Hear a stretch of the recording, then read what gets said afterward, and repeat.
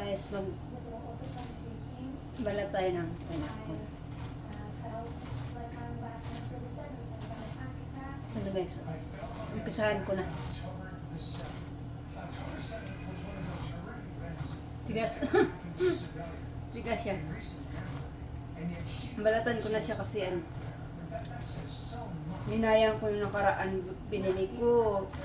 Hinintay ko siyang mahinog. Yung hinog na hinog, yung dilaw na yung buong pineapple. So, hindi namin nakain. Sira ang loob. Kaya hinayang ako. Kaya, ito nang gawin ko.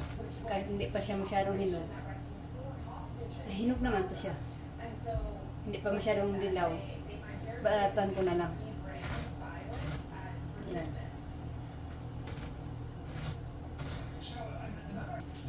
Ito na guys. Oh. Yan. Ganda ang pagkagawa ko. Yan. Para may Diyos sa... Ito na guys. Oh. Kainin namin to. Pang research. Thank you for watching. Goodbye.